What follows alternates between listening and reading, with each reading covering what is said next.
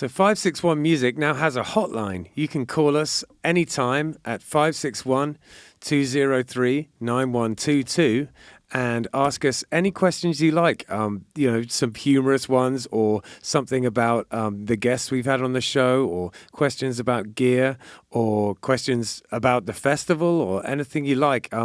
It's, of course, 561-203-9122. We would love to hear from you.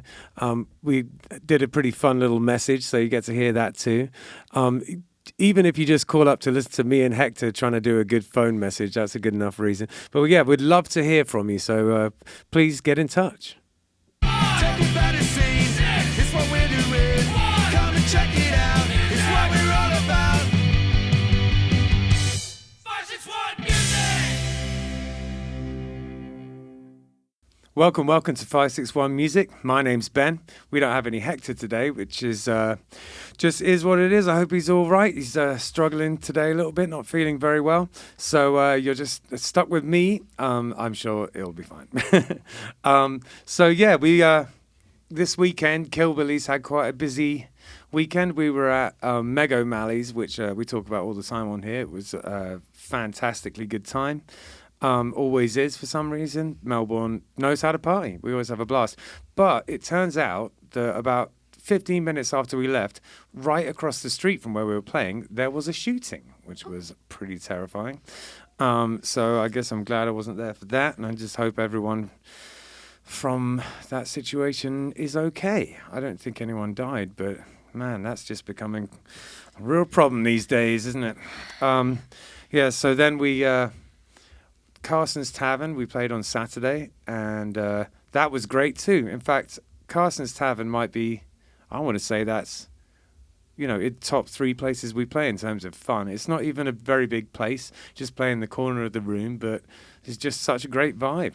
I've been playing there for over 10 years now, and I still absolutely love it. Carson is a gentleman. He's always looks after us. And if you've never been up there to Carson's Tavern, you should come up there when we're playing, because the vibe is great. And then on Sunday, I played at a place called Cork in Hobe Sound, and that's my solo stuff. And that went really well too. I had just a great weekend of fun gigs, actually. So yeah, good stuff with that. And then we decided we were going to start putting this up at the top of the episode. So if you would be so kind as to like and subscribe, then we would really appreciate that. And if you want to find this podcast on the socials, it's 561 Music Podcast. But then we also have a website, which is 561music.com. And there's all sorts of different interesting things and features on the website. You can even donate us money if you're feeling generous, and that goes a long way, because we have to pay for the recording of this podcast, and we're not making any money on anything podcast related, so a little goes a long way, and we'd really appreciate that. Now we have Exigent with us today. How's it going, guys? Hello. We have Jessica, Angel, and Jacob. Yep. Yes. Hello. Yeah, it's nice to see you guys, and it's nice to get some young blood on here. Quite sometimes it feels like it's all sort of crusty old fellas like me on this podcast. So. No, you're fine. You're fine. It's really fine. I appreciate it. So how long have you guys been a band? All right. Well, we started the band in 2018, so that was 5 years. Yeah, 19, it's 1, 2, 3. Yeah, 5 years. Quite some time, and yeah, we're still going strong. Yeah, fantastic. Where did you? I read a little bit about this, I confess, but I'm going to ask the question anyway. How did you come up with the name Exigent? So the name was with me. So it's a little story time, right? So yeah, there you go. It's me, right? I'm in high school, and I'm like, at the time where I'm like, man, I really want to do like my own kind of band project. And I was in my English class, Miss Yasmin's English class. And Miss Yasmin, that was her name. I had her too. Oh, cool. I had her too. And in my school, all our textbooks were digital. They were on computers. Okay. So Are they even still textbooks at that point? I guess so. Yeah, Yeah, I guess. Or it's just text at that point. It's just Pretty text much, on a page, pretty much. So we're reading Julius Caesar, as you do, Hell yeah. and Rise of as you Marshall. do as a good student, half my screen is playing a PS2 emulator. So and then the other half is the textbooks that I'm following along. So if I get called on, I know what's happening, but I'm playing games in the back. Good Man, student. I wish we had that option when I was your age. Oh, well. Just being a good student. And then you can't make it up. Literally, I glance over to the page on the right, and highlighted in the top is the word exigent, and I'm like, that's a pretty cool word. Yeah. And What does it mean? It means like demanding, like pressing, something that Okay. needs attention. And I Right, was yeah, like, that was the one thing I wasn't sure about. I'm not sure. I'm not sure I've ever used it correctly, or if at all. And it is a great word. That's great. So, you've been together since 2018. How did you all meet? Well, we kind of met like without even realizing that we met, in a sense, because this isn't the original lineup that was in 2018. Okay. So we were actually playing. This is the same before we started the show, and then Jess had said a strap fell off during one of the shows. This was that show. So okay. we were playing at a place called Piper's, and Angel was there Yeah. playing drums with another band that was there. Yeah, I was like featuring that night with another band with Liliac, and they put me on one song, and they were playing first, and I was like, oh, they sound pretty cool. And I, after they played, I'm like, hi, how are you? I say hi, and just being nice, and never spoke to them ever again. And then last year, that's when I ended up joining the band, which is crazy. It's already been a year, and I can't even believe that. Time really does Yeah, I auditioned for their band, and they took me out to play Uno. fly. Okay, cool. And then I won a couple rounds. Like, oh, I was so happy. Turns out, like, that was me getting inducted in the band. Oh, there you go, like a hazing. Yeah, Yeah. yes, quite literally, yeah. And I was like, oh, they were like, welcome in the band. I was like, ah! That's so awesome. It was at like a restaurant too. I felt so bad for everyone around us because I was just like, oh my gosh. Oh, Yeah. that's so exciting. So what does an audition for Exigent look like? How did you do that? We just like It was got together and just honestly played to see. songs. Yeah, it was honestly to see if we gelled, if we actually got along, if our playing styles kind of blended in together. I've been playing music for a really long time, and I've been in a bunch of bands. I don't think at any point I've auditioned for one. And I'm kind of sad wow. about that fact. I got the audition experience. Yeah, exactly. Yeah, people tell me about it all the time. That's why I asked the question. I'm just genuinely curious. But yeah, so let's get into a little bit about how you ended up getting into music, and how where your parents involved or supportive, stuff like that. Let's start with you, Jessica. How did you find yourself getting into music? Well, my background is actually in musical theater and dance, so I've always been around music just in general. And I really didn't get into rock until much later, though. Like, I'd say probably high school, I got more into classic rock, and I was in School of Rock as well, so I was doing Right. a lot of that type of music. How old did you go? Did you start going there? I want to say 15 or 16. Okay. And then after that, I kind of spread around a little bit. I honestly don't really know what happened to my music taste after that. It kind of just went in a million different directions. And then Sure. I found myself really liking the heavier rock, even metal.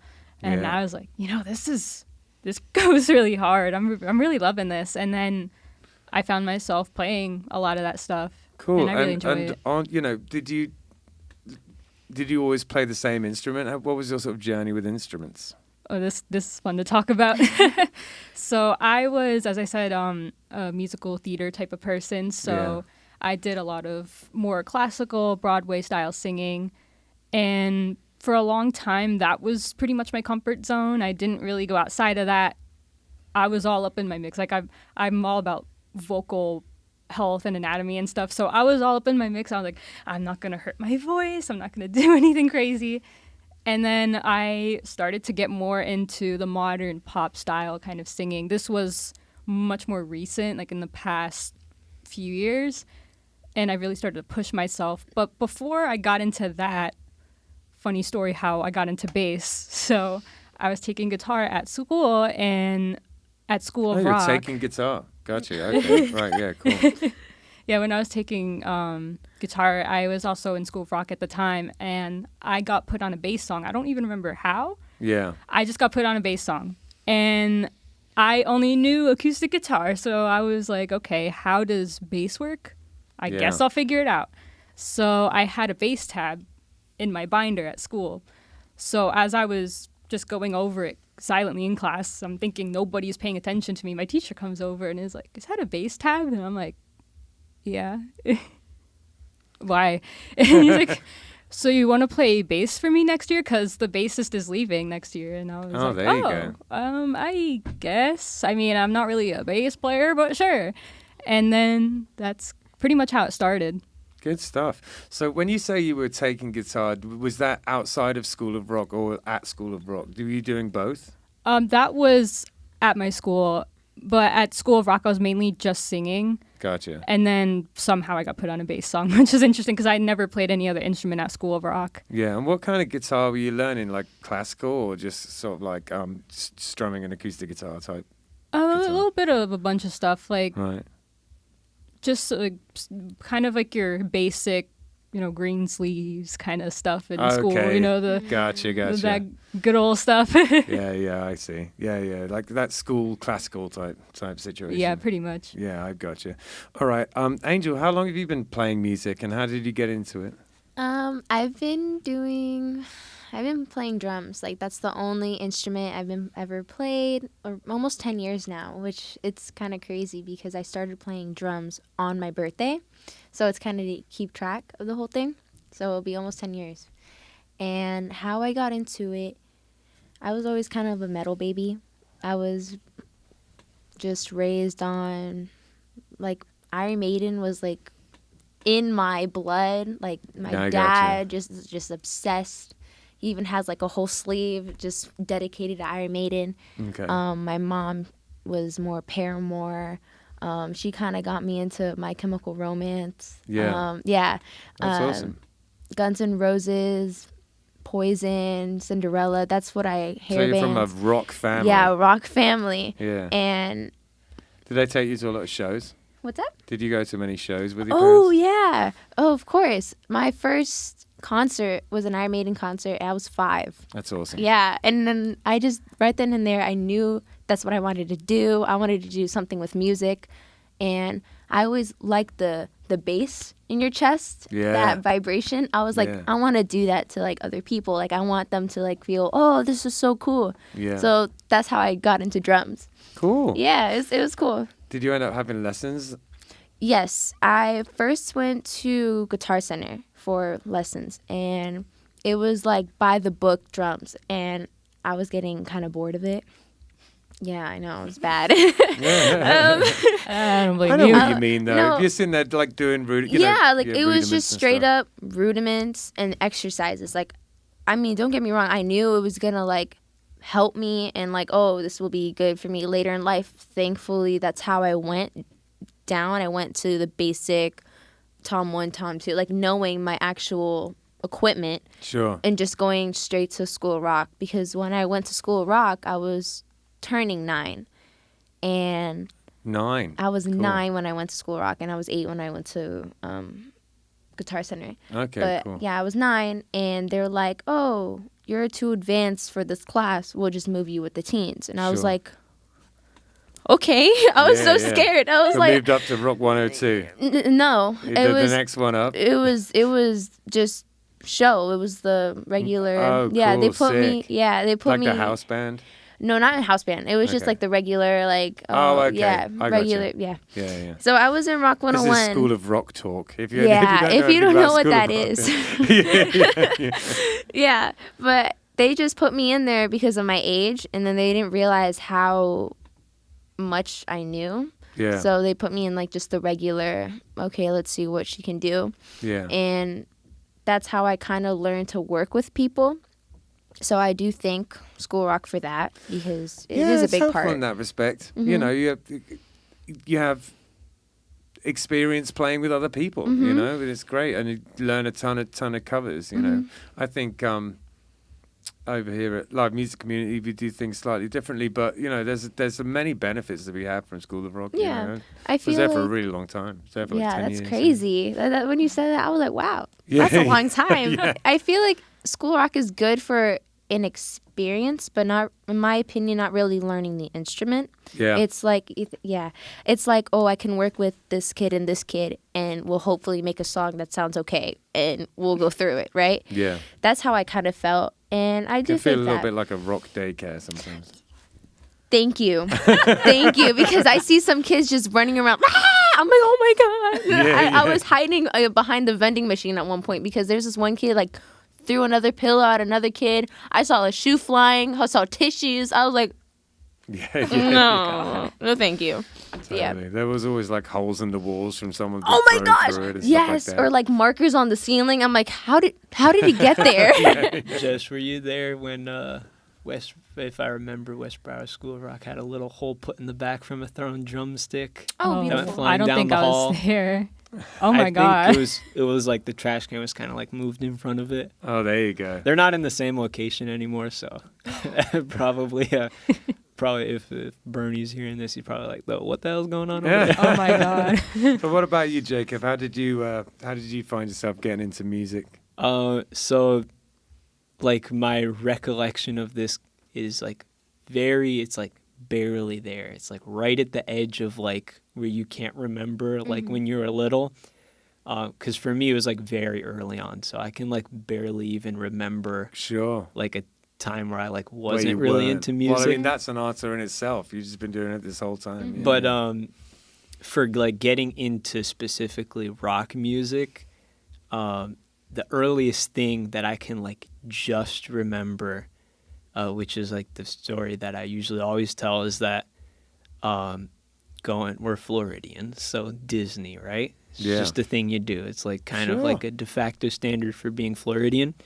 So in their park, Hollywood Studios, they have a roller coaster there themed to Aerosmith, Rock and Roller Coaster.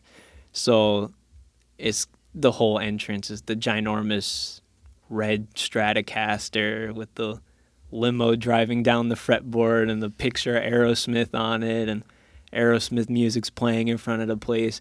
And I was just like, holy, this is crazy. Yeah, I heard that awesome. music, and then after that I was like fixated specifically on like the Aerosmith songs that I heard there.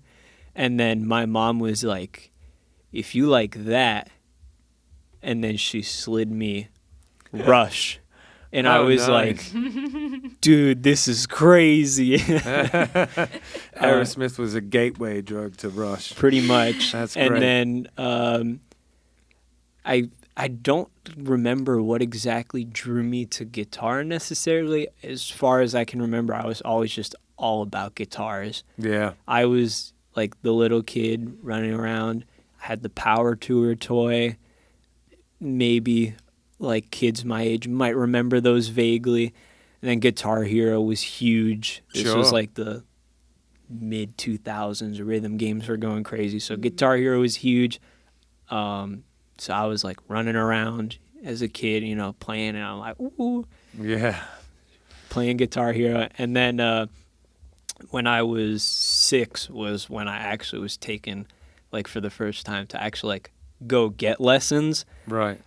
It was at a place called New York Music Academy. Okay. And they're still there. They're still like 2 doors down from the location where I went originally. And the owner was like telling my mom, he was like, he's a little young. We typically start a little later. Yeah. And I don't remember this, but my mom says I was having none of that and started throwing a freaking tantrum. There you go. I was that Put child. your foot down. Yeah, I was that child apparently. And then the owner was like, "Oh, okay, listen, we'll take him back, okay? Let's just see where he's at, okay?" And then we did like a little lesson, and then he was like, "We can start lessons." And then I was there until I was around 10, I think, and then that's when I did a School of Rock. But New York Music Academy was like really where I got a lot of like the fundamentals, I would say. I think to this day I still might have, out of one of the little books, like the little books with the sheet music. Yeah. There was one that like fell apart. I might still have this. It was, I think, the second book. It had a blue cover and an acoustic guitar on the front, and the two covers for like the front and the back, like all the pages had come out of that. And I remember the teacher I had there, he wrote this thing. He called it the Guitar Bible, and it was basically just like a bunch of like introductory music theory for guitar stuff. So it was like Cool. circle of fifths, these are your Yeah. scale shapes, major pentatonic, minor pentatonic, and that stuff was like kind of over my head at the time. So I was like, all right, so I've got one pentatonic minor shape, and that was like all I was going to use. Yeah, Just move it around. I feel like that stuff, it just bears repeating. Like first time I bring it up with my students, it's going over their head a little bit, but then you just keep at it, and slowly the puzzle starts to come together. You know what I mean? It didn't fully make well, the stuff in like the Guitar Bible, it made sense, but like expanding on that to like upper levels of music theory didn't really make sense until like I was like a senior in high school. Sure. Even still now, like getting into like the higher level stuff, like maybe like a year or two ago. Yeah. So a long journey with that, but No, for real. And I did a music degree, which was really when it all got straightened out for me, because I was sort of winging it a little bit up till then. Like I understood it to hear it, and I could write it, and I could play it, but I didn't always know all of the nuts and bolts and how everything fit together. I couldn't fake it when I did my degree, though. I had to actually know it. So I found that out pretty quick. Yeah. It was a rough couple of months when I realized I couldn't just fly by the seat of my pants anymore. yeah. Yeah. I just imagine there was a little bit of a side tangent, but there was one time, like as I kind of moved in, I guess, to finish off first before I side tangent a little bit to finish off, like after that I had moved into like School of Rock for like more of like the live performance aspect. Yeah. And that, like Angel said, it gave a lot of the experience of like, okay, this is how you set up and break down equipment quickly. This is how you work with other people. This is how you make sure you're in sync with other people when you're performing. Yeah. So Yeah. Well, fun times with that. Absolutely. All that stuff's really important. One of the things that Justin does here and has us do when we run the groups is do like disaster shows. So he'll have. I mean, one time he even filmed it, which was just It was bad. And so just all over the place. cool. But like he just like purposefully break the gear, and then he'll have to fix it in real time. Oh, okay. So stuff like a bass, the string's missing, or the cable's broken, or all that kind of stuff, or the amp won't turn on and stuff like that, and everyone's just got to figure out how to fix it as fast as they can. And honestly, that was the kind of thing I had to learn the hard way in front of people. When something would go wrong, and it would be just so terrifying and awful. But if you can get some of those rough edges knocked off, in a safe environment where we don't have like a bunch of people watching you, that's pretty helpful.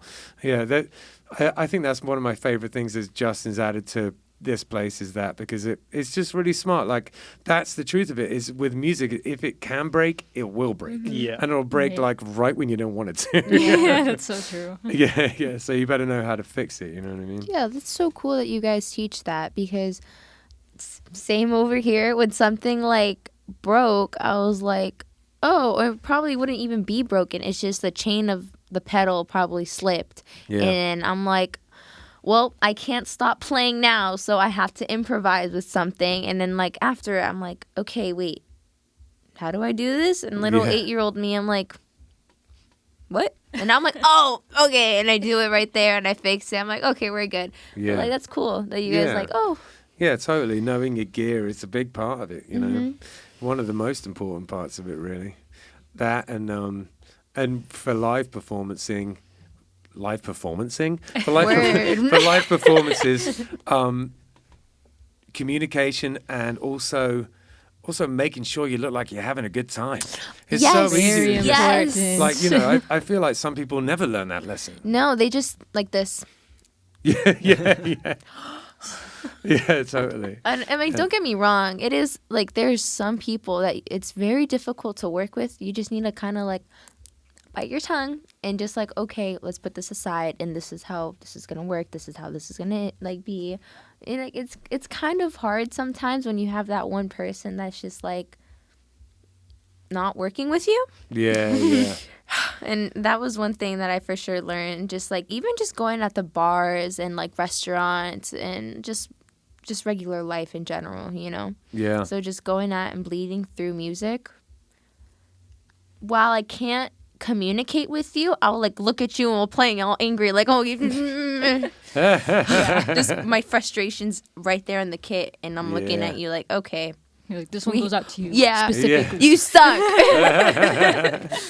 It's definitely a wonderful way to get rid of some of that, you know, anger, sadness, whatever might be going on in your life. It's a great communicator, music. I don't know what I would have done without it over all these years. Fantastic form of therapy.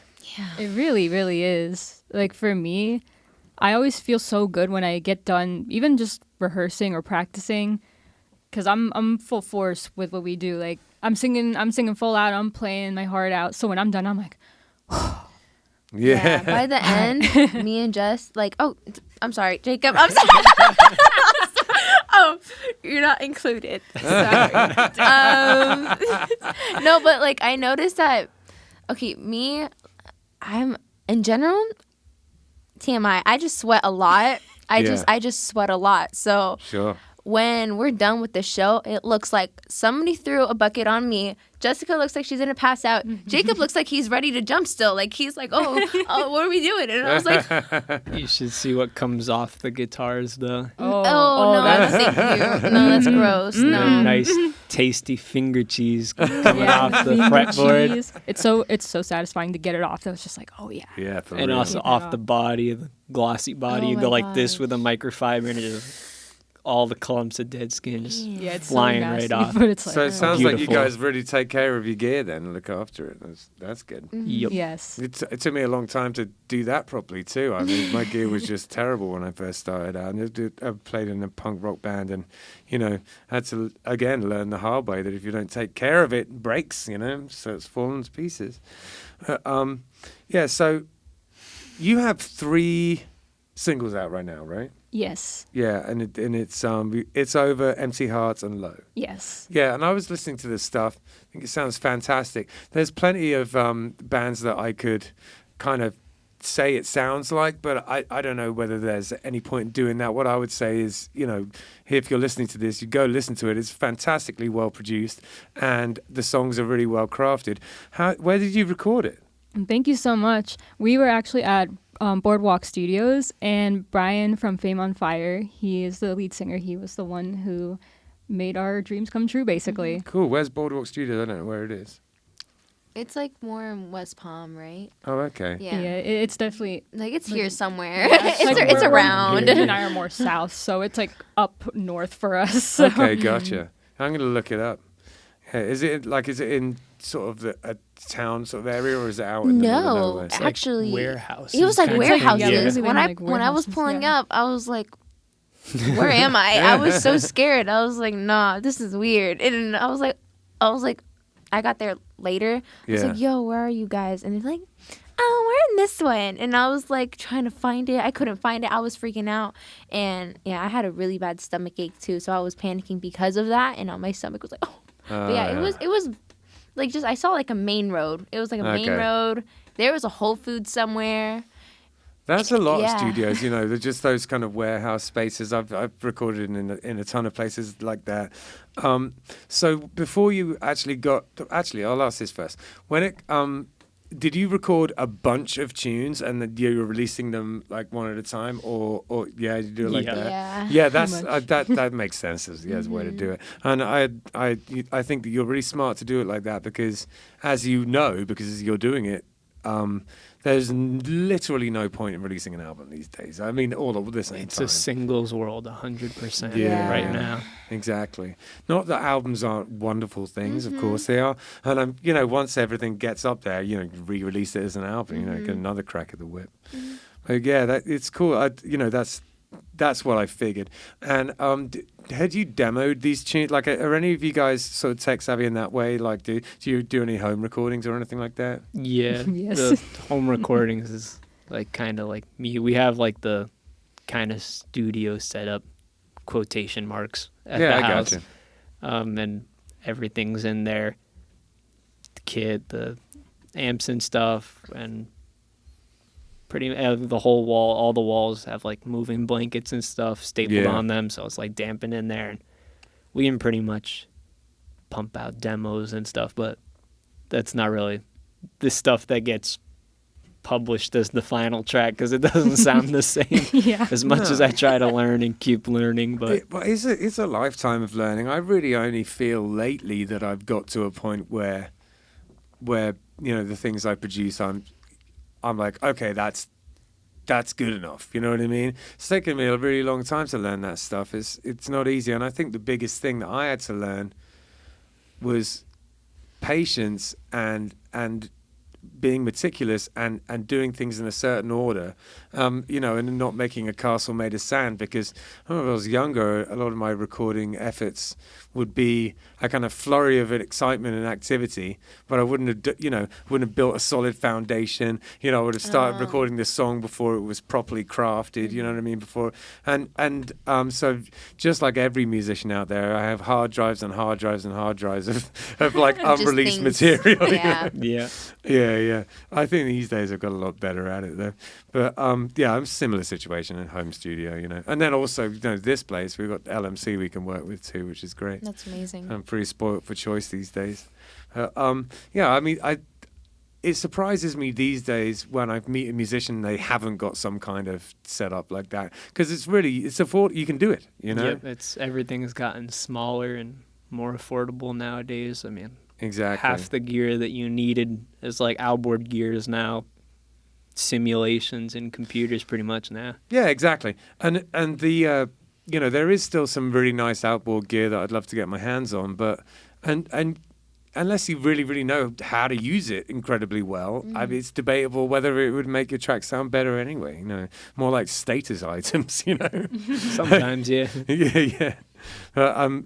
Yeah. Eventually, I'm gonna get round to getting some nice outboard stuff, some distressors and compressors, etc. That's cool. It'll happen. Make some money. Get that stuff when the boat comes in, as they say in England. Yeah. So, all right. In terms of like influences on your band, who would you say are some of the most important people, or is it just sort of coming organically out of you guys? I'd say we all just have like our own influences and stuff, and they all kind of come together. And it's like those unique experiences and the things that have influenced us really just come out in what we do. Like for me, even though I've said I'm a Broadway person, I've always loved Pink as a singer, and as Jacob said, Rush. I'm a big Rush person. I Oh, love that's Geddy cool. Lee, so it makes sense since bass vocals. It makes sense. Yeah, absolutely. Pink and Rush. I see. Yeah. What about what about you, Angel? What are some of your influences? So I currently Motionless in White, Slipknot, and Iron Maiden, but me growing up and watching someone that was kind of similar to me, The Warning, Oh, because cool. it was a Okay. female-fronted band and Bao was drumming, and I was watching her grow up while I was learning from her in a way. Yeah. So it's kind of cool seeing them how big they are now, and I'm like, wow, like Yeah, it's awesome. I want to do that. Like, I want to meet them and be like, "Hi, how are you? I'm opening for you, by the way." That would be awesome. Hi. Yeah. Please, Nice can to we meet open? you. Can we open for the morning, please? Yes, please. Yeah, make that happen. If they're listening. It's such a fun journey, all of that, and you guys are right at the beginning of it. I think that you're just going to have such fun with this, because all it really, of course, there's a certain amount of luck involved, and every now and again you might just sort of come across some door that is just impossible to open because someone's being a dick and you can't get around them. Oh, But yeah. the likelihood is not if you work hard and the product is good, and you're business-like about it. There's no reason why it wouldn't work out. The reason why something wouldn't work out anyway. You know what I mean? Right. Whether or not you end up sort of, headlining Bonnaroo or some other avenue. It just depends on it. There is some luck involved, but I would say that the chances, if you're organised about it, of doing well are pretty high, honestly. So, what about you, Jacob? What are some of your influences? I kind of just like a melding hodgepodge, you could say, of like. I grew up on the classic stuff, listening to the classic rock. So, the bands everyone would say from that generation, pretty much. And then, like, more recently, I got into, like, during pandemic times, I started getting into, like, a lot more, like, the modern kind of stuff, which is more, like, the vein of the music we're kind of doing. Yeah. And then sometimes I have like a bit of a soft spot for like old school, like breakbeat based electronic music. Tell me about it. But like, there's not like much to say, but like anything that's like off like the drum beats that are kind of like funky drum or amen break or those Sure. kinds of beats, like I always kind of like those. Jungle and drum and tracks. bass meant a lot to me when I was like 19, 20, 21. It was pretty much of my religion. Spent all day and night making it, going out to nights and everything. I love all that stuff. A bit of drum and bass too, I do like as well. Totally. There's Man. so much in video games and stuff, so. I know at this point it's so. There is a little bit of a resurgence of it lately. I feel like dance music. And EDM these days, it's. There's obviously some things that come out that are like brand new, but it feels more like everything is allowed now. It's like there seems to be streams for all different types of it. When I was younger, it felt like there was this huge. There was like one huge wave after another, and each wave pushed the other wave out the way. But these days, it feels more like, because so much has been tried now, people are looking back again. Yeah, So it's, there's like it's a whole. hard to create something like completely brand new without drawing on the past. Yeah, exactly. Unless you make something extremely like out there, but honestly at this point, like, that's been done too. I feel like Yeah, totally, and I think in a way that's a good thing, because there's just a lot to choose from out there, and people seem to be a little bit more open-minded than they were in the past. You were back in the day, you were like, if you were into drum and bass, that's all you were into. If you were into techno, it's all you were into. Pretty much to the point where it would start fights. It's funny. Yeah. Yes. So, how have you found the Florida music scene in terms of have you found it to be supportive? Have you found it to be difficult? I think it's pretty difficult. Right. Yeah, I feel like also in my age demographic, like, I'm trying to, hey, come to my show, and they're like, I'm at 18. I'm like, that's right. I forgot about that, because a lot of the stuff would be 18 and older or 21 and older, and I forget because, like, I'm in the band already. So it's just like, so we just go and play. Yeah.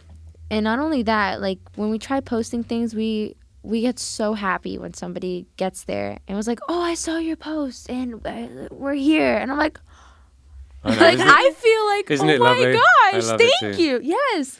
How about other bands? Have you made any ties with other bands? Oh yeah, they're so nice. Like, Yeah. every like Luxroom for me made a big impact. Like Moment in Violets, Now we're playing with Rune, which are our next coming band. Yes, our show on weekend. Friday. Yeah, on Friday. So I'm really excited. And Which camera's yeah. on this one? Which This one? weekend. I don't know when this video's Yes. going up. Yes. Propaganda. Be at there. Propaganda on Friday. We're playing with A Moment of Violence and Rune, so be there That's and catch awesome. us live. Yeah, man, Propaganda. So for years and years, Matt, who used to run Propaganda, was we were in a band together. So I played there so many times. Yeah, we're getting there now. yeah. All right. So the last question I want to ask you guys before we listen to a video of yours is, do you still practice your instrument at home? Yes. Absolutely. All the time. I have to because I'm doing 2 instruments technically at the same time. So if I don't practice, I'm in huge trouble. Yeah. So I have to be very, very with myself. I'm very I need to practice. I need to practice. Oh, that's great. I have to be diligent about it. Great to hear. What about you? You still practicing? Yeah, I still do. Sometimes, when I don't play for a long time and I go back on the kit, not a long time, maybe a week, Yeah. and I'll do double bass, I'll be like, ooh, Yeah. my what is it? foot. Yeah. Oh my God. Yeah. It would oh my, no, I need to do this consistent. I found that out because very there's a side little. of it that is like riding a bike, but then there's a side of it which isn't, where it's literally muscle. You need the muscles. It's like you're going to the gym. Yeah. Exactly. It's it literally really like going is. to the gym. It's Yeah. like you Muscle. know it, You build but the muscle. you don't have the strength for it or the stamina, or my hand would cramp, and I'm like, Especially yo, for that's you. weird. I know. You're the whole Yeah, time. Beating the crap out of the Oh drums. yeah, and I can't see half the time, so I just memorize where my drums are. So if they move just closer here, and I'm hitting here, I'll be like, who moved my kit? Yeah. Who moved my kit? Because I should know it's right here. It's Yeah. right here. I don't have to see it. So that's another thing. I have to practice rudiments. Yeah, I'll do that. So it's She's good for actually me. got her drum mat marked with the Oh exact yeah, I'm locations. so Excellent. yeah. I got this little rug. So and every single time we go somewhere, just lay it out. It's all taped out, painted on. So I just plop everything down. And if it's a little bit out of line, it's fine. I'll just move it this way or this way. It's not a big deal. Yeah. But That's yeah. a great idea, actually. Yeah, just have it like a map. It is, exactly. Yeah. I'm going to do that. I just started playing drums in a band of my friends. This band called BFD, and it is I've played gigs on drums with people before, but I've never played I've never been in a band on drums. This is Yeah. my first time, so I'm just listening for all of these little tips here. Yeah, So, no, that's one. yeah. Always keep your key on you some way. Oh, hang on, I forgot my keys on. Oh, I have one on there. no. Okay. But okay, so my keys are in the other room, but I have one right Okay. there. On Yeah, my, yeah, on my right there. keychain. Key, bring your extra drums, drumsticks with you, have them on stage with you, water. Of course, if you have an extra skin, if something happens. Yeah, that's a Yeah. good one. You know, Yeah. that's something I wouldn't have thought of, is bring an extra skin, of course. Mm-hmm. Don't bring them for all of them, I guess. Yeah, I mean, yeah. Yeah. I'm mostly snare. If Yeah. that's the main thing. If a tom breaks, you have the bottom one, or you have this one. So it's Yeah. not really. I don't do that with that. Or I bring an extra snare. I just bring a whole extra snare. Yeah, so there you it's just go. easier for me instead of me changing it. And moon gels, just in case Yeah. if something is too loud, just dim it down a little bit. Yeah, moon gels are great. Yeah. I'm actually recording some drums. I'm not playing them, but someone's coming over to my house tomorrow. My friend Ricky, who gets mentioned on this podcast every week because he's such a dude. Anyway, he's coming around to my house tomorrow, and we're recording a bunch of drums. And moon gels is it's what, A must-need. what they're about. Yeah, for sure. Yeah. All right. So what about you, Jacob? You still practice, mate? You have to. That's what I You love always to have to hear, my friend. practice. What If I you love to hear. get comfortable, it's kind of done for you. You know, Yeah, that's what I dude. feel like. I feel like you gotta keep at it always, because if you let it go, Yeah. especially after all that work, Mm-hmm. why would you do that? Yeah. I am guilty of sometimes being like, I haven't practiced, and it's me been too. a little longer than it should be, Yeah. or going through Well, ruts this is, where I, you're feel feeling that guilt and you're staying on it, which is, this sounds like you have a very good attitude towards it. I'm Yeah, impressed. I try to stay on top of it. Yeah. Excellent. All right. Well, let's listen to a tune, and we're going to take a little break from chatting, listen to a tune, and we'll be right back. Perfect. Thank you so much.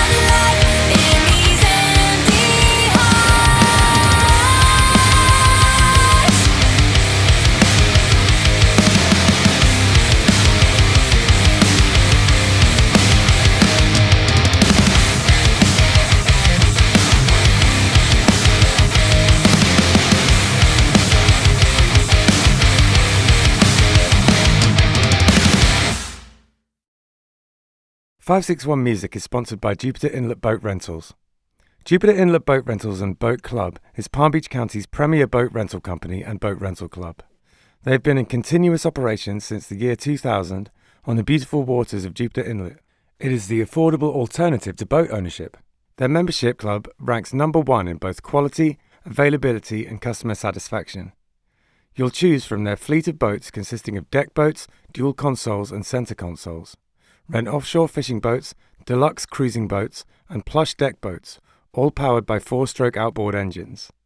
Their vessels are fully equipped for your safety and comfort with styles suitable for ocean and intracoastal use. They are located just 2 minutes away from the mouth of Jupiter Inlet, which means fast access and the most beautiful stretch of the intracoastal. In fact, no other boat company can match their ideal location. Fishermen will be thrilled to note that sports fishing starts just a quarter mile offshore and the warm Gulf Stream is a mere 3 miles from the shore. The address is 1095 North A1A, Jupiter, Florida 33477, and you can find it at jupiterinletboatrentals.com. The telephone is 561-741-1212. In their efforts to make boating affordable, they offer rental discount membership programs that do not require a large investment up front. You pay a little to join and pay as you go.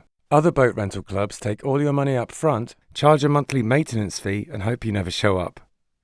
At Jupiter Inlet Boat Club, plans start at $700 to join, and each time you take out a boat, daily fees start at just $249 plus fuel.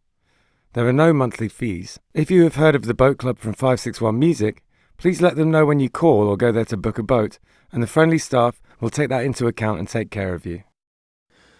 We are also sponsored by Oasis Root. Now, Oasis Root Kava Bar is in Sea Grape Square on Indiantown Rd. And it is a kava bar. If you don't know anything about kava, it's a Polynesian root that you grind up and you mix with water. And it has been in Polynesia for potentially thousands of years. It's an old thing that they used for kind of ceremonial and also sort of leisure purposes. It's meant to be something where, that brings people together. You all take a shell of kava and chink them together and say bula and have it together like that. It's meant to be something to bring people together. It's has a kind of an effect, which is, I guess, a kind of a slightly warming effect. It just kind of makes you feel nice. It's not particularly intoxicating. It's not like drinking alcohol. So the atmosphere in a kava bar is sort of like a cross between a regular bar and a coffee house. It's pretty chill in there. You get all sorts of different types of kava bars. Some of them are more like a club, there's sort of like blacklight and EDM playing. And some of them are more like a cafe. This is one of the cafe type of ones. It's super chill in there. If you're looking for somewhere to, I don't know, maybe go and do some work on your laptop or go and have a chat with friends, it's perfect for that kind of thing. There's a foosball table in there if that's your jam, or baby-foot as they call it in France. And Jim, the owner, is a really cool guy, and he has very kindly sponsored our podcast. So thank you very, very much for that, Jim. They also do a poker night in there, all sorts of things going on at Oasis Root Kava Bar. 561 Music is sponsored by Live Music Community. It's where we film the podcast that you're listening to right now, and it's also where I work. Gavin, Hector's son, was a student here for a long time, and in many ways he's the musician he is today because of the teachers at Live Music Community. We taught him not only about his instrument, but also about being in a band, and his band, Unemployed Youth, accomplished a lot of goals, mostly band etiquette, how to work together, and all of the nitty-gritty that goes into being in a band on a day-to-day basis. The student signs up for lessons, learns their instrument, joins a real band, and decides the direction it goes in. And we can take people from very young age, 6 or 7 years old, all the way up to 80. There's no age limit here. We run an adult program for people who want to be in a band as adults, but really the main focus is on the kids and getting them playing together and in bands. We are also a studio, a live stream venue, and we can record audio or video. The Killbillies live album, Warts and All, was recorded here. It was recorded during a live stream that we did during COVID. Justin had a great idea to record live streams during COVID. A ton of bands came in, and it was a real success. But outside of that, we can record albums, we can help you with your EPK, and we have full audio-visual capabilities here. LMC is in Palm Beach Gardens on the northwest corner of Military Trail and North Lake Boulevard. It's north of the gas station, right before you get to North Lake on Military Trail. And if you go to livemusiccommunity.com, you have all the information you'll need right there. All right, so we have just been listening to an ad for Live Music Community, which is where we're sitting right now. It's where I work, and I love this place. Do you? I really honestly do. I'm really lucky. I love the place I work. But do you have any advice for people who are starting to play music, getting into playing music? Why don't we go round the table? I will say that if you're wanting to get into music, just go for it. I think one of the biggest obstacles for people is fear, especially for singers. And speaking as a singer, I would say fear was my biggest obstacle, so just go for it. Yeah. Be careful, be safe. If something hurts you or feels wrong, stop. And this goes for any type of musician. But relax and have fun and just absorb the information. As a perfectionist myself, I'm very guilty of being too hard on myself, so just let it be. Have fun with the journey. A lot of it is just the journey of music. Absolutely it is, yeah. What about you, Angel? Got any advice? Yes. Actually enjoy it.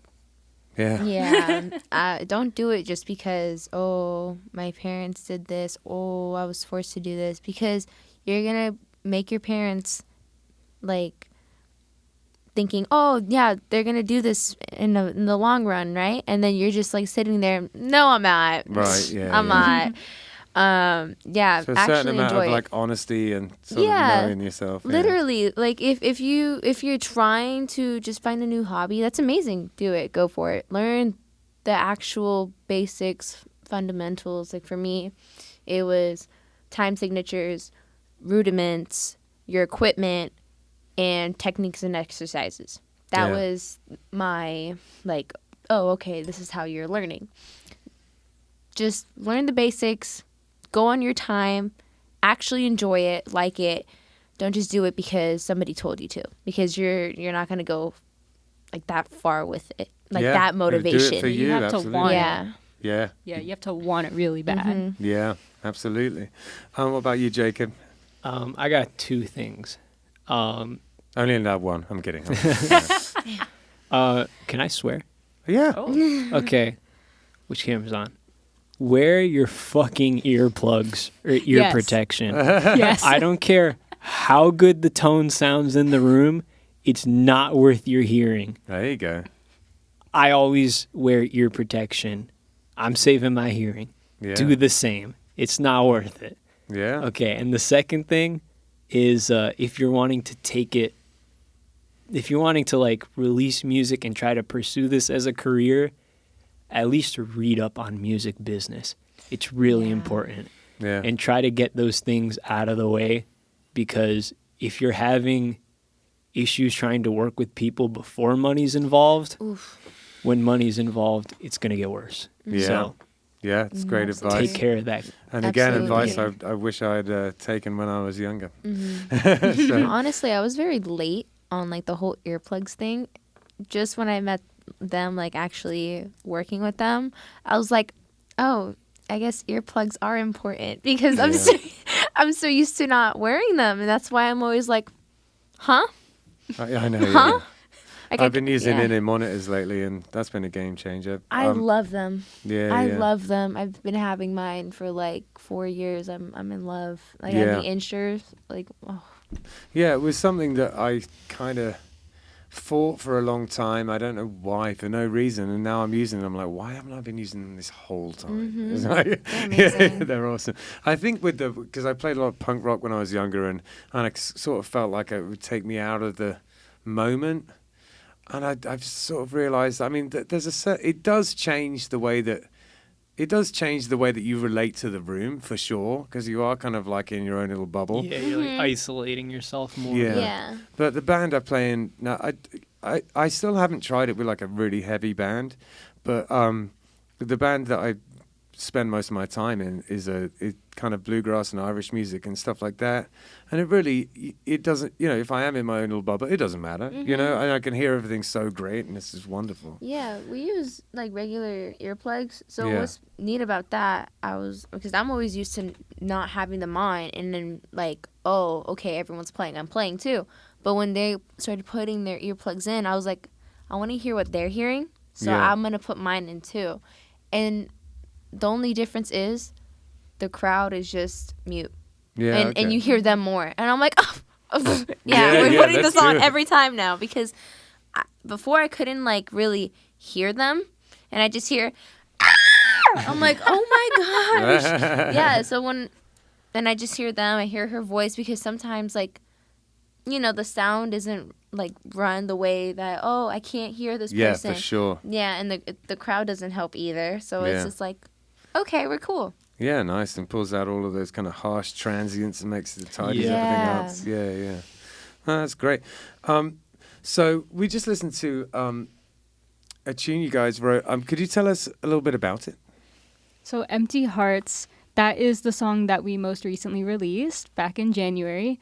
And that one is definitely a little bit heavier than the other ones. It's got that heavy riff. Rocking. Yeah, it goes hard.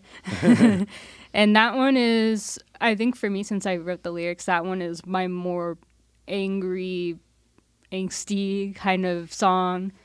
A little bit of, I guess, of a tragic feel to it, especially since over the past few years, we've been kind of isolated since been kind of stuck in our houses, and Sure. I had actually gotten COVID recently. I'm okay, clearly, but it was not. Yeah, fun. Actually, it wasn't too bad, but the cough was the worst. Oh, you got like a real bad It cough from it? was terrible. Like, I was good for the first few days, and then it just the entire day. I was like, oh my god, this is mate. awful.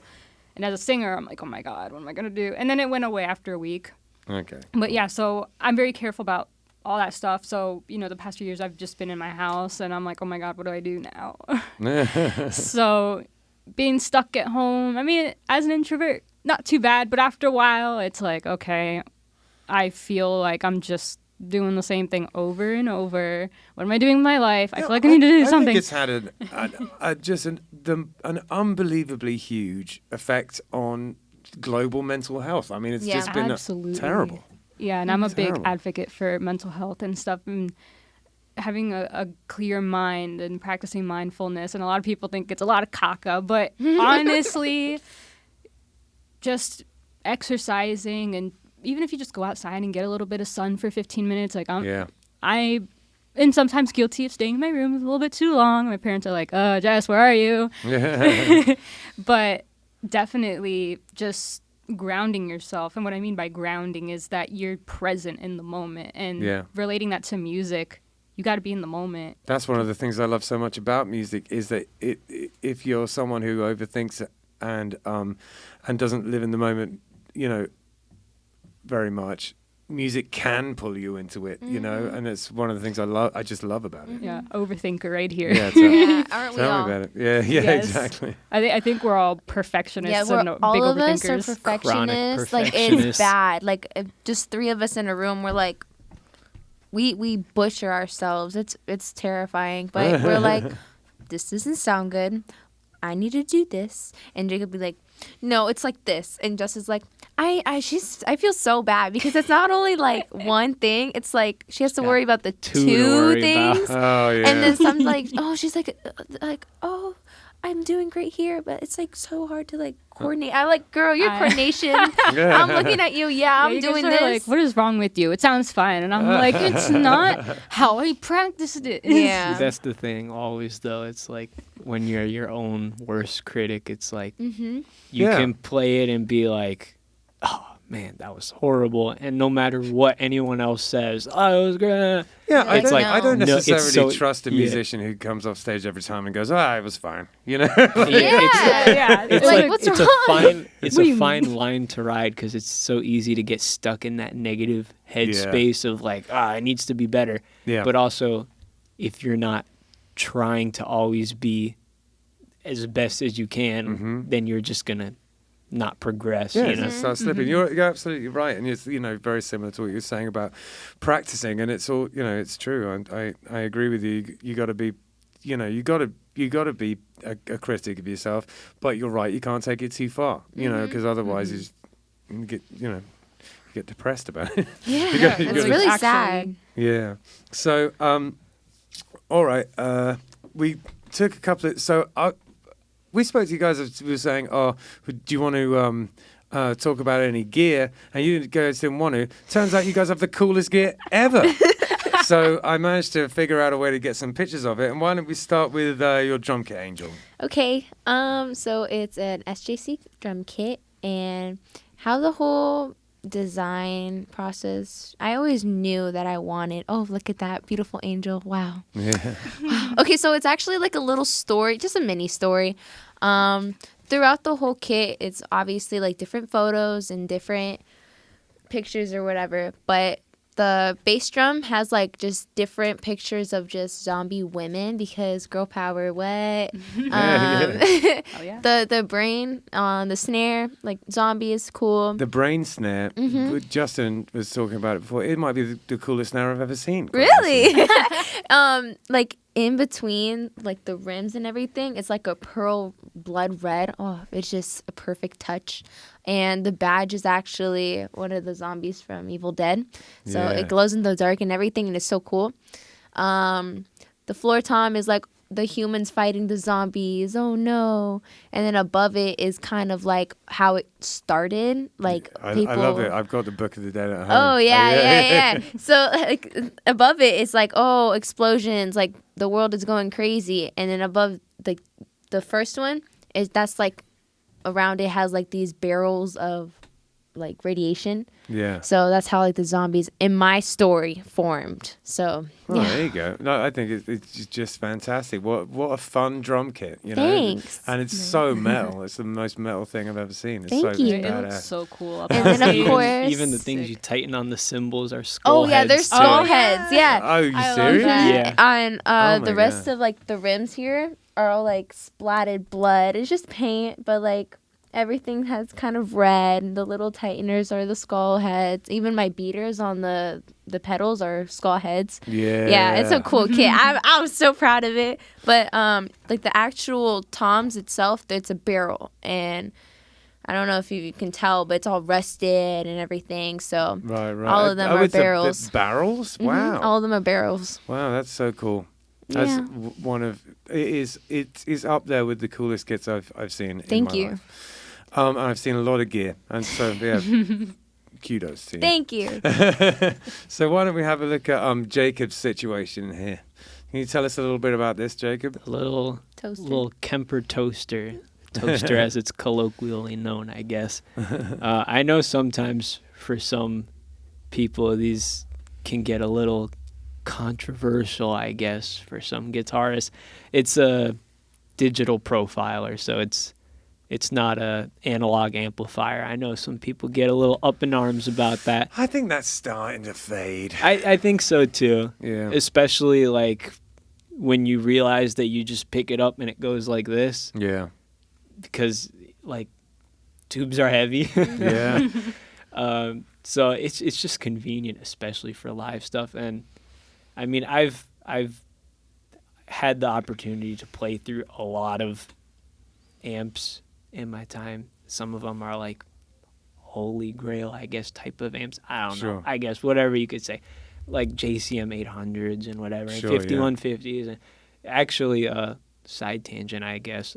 In high school, the music program, they had like a little rock band thing, Yeah. and they had a 5150 4x12, and I don't remember if it was a 50 watt or 100 watt head on it, and that was what I was playing through every day Oh, at wow. school in my high school. It That's was rad. for like 3 of the years. Yeah, so you got a good amount of experience with those kind of amps, and I think these days the quality of the emulated stuff It's very good. It's very good, and yeah. it keeps getting better at like a very fast rate. And for me, it's just not.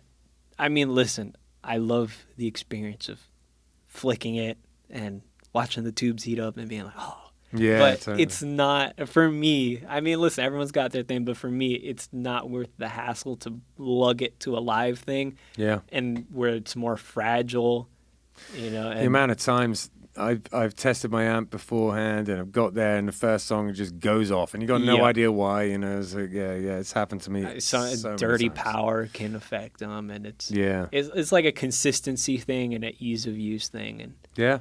No, I mean- get it.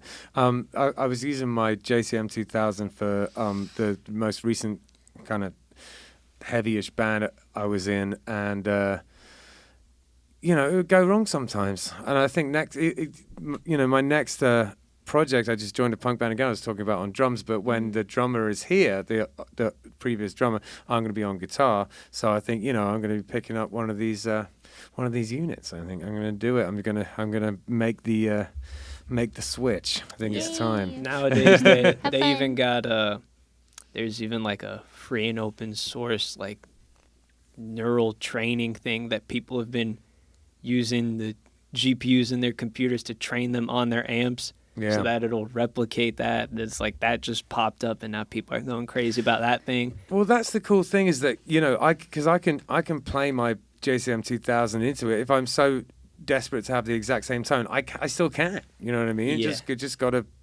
Just gotta like record the thing into it. You know, it's Yeah, like and it keeps changing so fast, and yeah. it's an interesting time to be a guitarist, I suppose. Yeah, absolutely, it is. Yeah, I agree with that. I play an acoustasonic jazz master in my in Killbillies, the bluegrassy kind of folky band, and for live it is just, you know, and that has a chip in it. It's that, you know, it's the tones aren't like acoustic and original tones. They're emulated, and it's just so great for live, you know, because you always know what you're going to get, you know, every time. It's reliable, as long as I remember to charge the battery, of course. But yeah. All right, so what do you guys got coming up? What do we need to know about this coming up in the future? Well, very soon we'll actually be releasing another song. It's called Unseen Things. Yay. And this one is a little bit different from the other ones as well, but it does go hard as well. So look out for that. It'll be dropping, and we're looking at the summer. So Okay, great. just keep an Pretty eye soon. out. Coming up. Yeah, I feel like the quote of the interview has been Exigent, go hard. Yeah, I said it goes hard. Yeah, absolutely, you guys do. They're awesome. So, all right, well, thanks so much for coming. Have you got any gigs coming up or anything like that? Yes. Oh, there was the one at Yeah, we did Propaganda. You want to mention- big that up again real quick? Yes, this One more Friday. plug. Okay, the camera's right there. Yeah, There so you go. this Friday, we're going to be at Propaganda, and we're going to be playing with Rune and A Moment of Violence. So come on out and support. We hope to see you there. Yeah, And brilliant. we have, and we also have one in Lauderdale. Oh, yes, and we yeah. just got another one. Yes, I almost forgot about that. At Lauderdale Brewery, thanks to Lucas. That's our friend who got us in there. Mm-hmm. And Is that in Fort Lauderdale? Yes, Yes. it Yeah. is. Down south. Yeah. Cool. All right. Well, Killbillies, my band, we're playing at Maxie's Lineup, which is in Jupiter on Friday, and that's from 9:30. And then James and I are playing at the Square Grouper in Jupiter from 3 to 6 on the Saturday. And then we're playing Lunafest in Vero Beach at 9:30 on Sunday. One of the bands that closes out the festival. And if you don't know anything about Lunafest, it's all online. Just look it up. There are tons of bands playing. She has done a really good job of booking the acts. There's like a million, but I don't know how this thing's going to go, honestly. It's going to be crazy, but I'm really looking forward to it. There's so many bands, and it all kicks off on Thursday, which will be yesterday by the time you hear this. So, yeah, the festival will be in full swing by the time you hear this episode. So, if you want to go to a music festival this weekend, go to Lunafest. All right. Well, thank you guys so much for coming. Really, really appreciate it. You're lovely, charming people. Oh, thank you for Thank you so having much. us. Yeah. And again, just to reiterate, please like and subscribe on the YouTube. It makes a big difference for us. We're trying to get those subscriber numbers up. And you can go on our website 561music.com.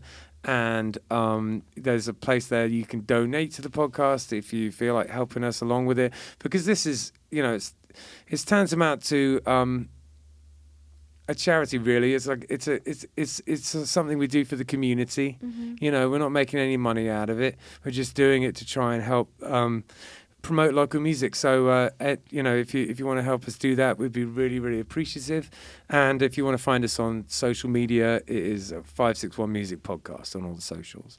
So brilliant. Thanks, guys, for coming, and we'll see you later. Thank you Thank so you. much. Bye. Bye-bye.